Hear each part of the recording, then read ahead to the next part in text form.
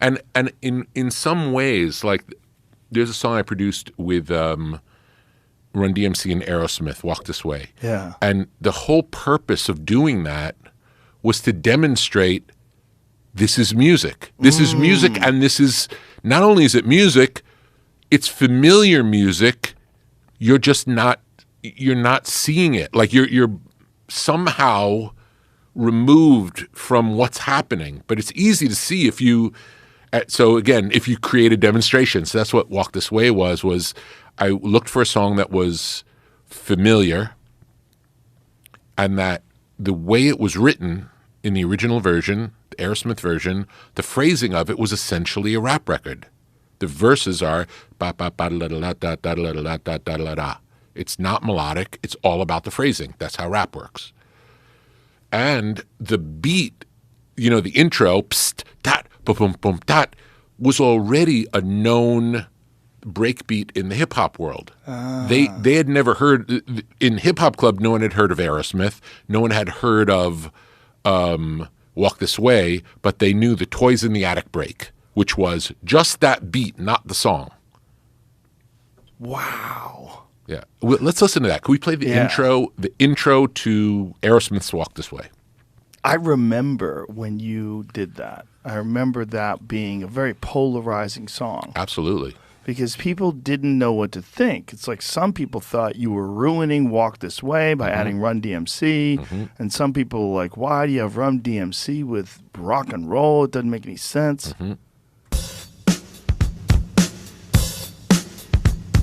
Stop. Just that long. That's it. That piece is the Toys in the Attic break because it says Toys in the Attic on the record. Yeah. Just that. Wow. So that was, and so if you went to a hip hop club, you might hear that. Wow. But I grew up on Aerosmith, and I grew up on AC/DC, and I grew up on Ted Nugent. You know, I grew up on rock and roll music. And when I saw this disconnect, this was the way to like bridge the gap. Just to explain what was happening. Wow. How was it received in the music business when you did that?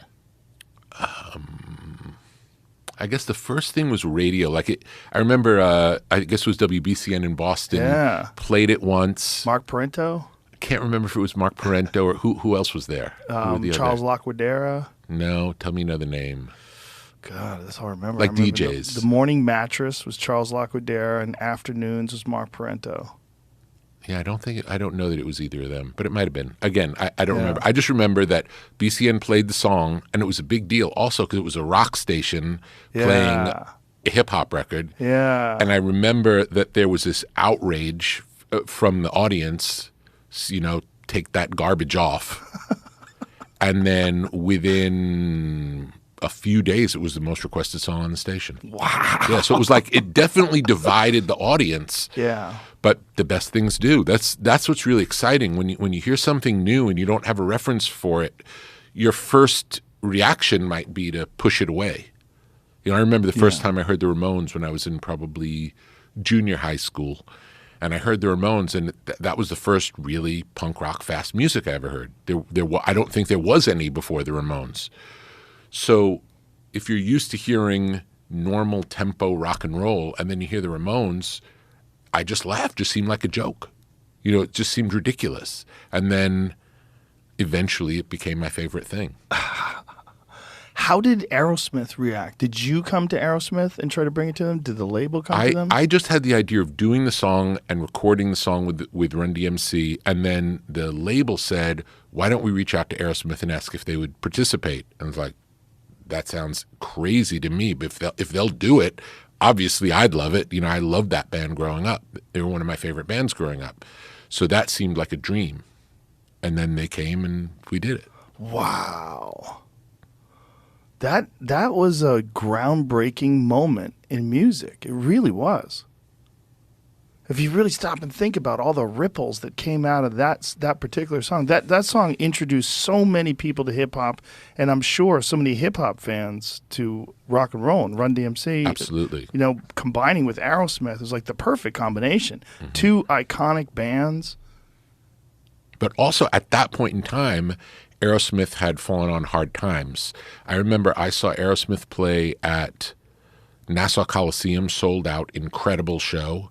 And then 6 months later, Aerosmith were playing at a club on Long Island called Speaks, which was like it was like where the cover bands would play. 6 months? 6 months. What happened? I don't know. I don't really know. I think maybe Joe Perry left the band, which was part of it.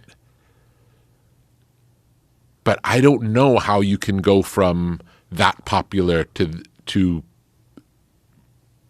in this new condition that quickly. But it happened. That's wild. Yeah.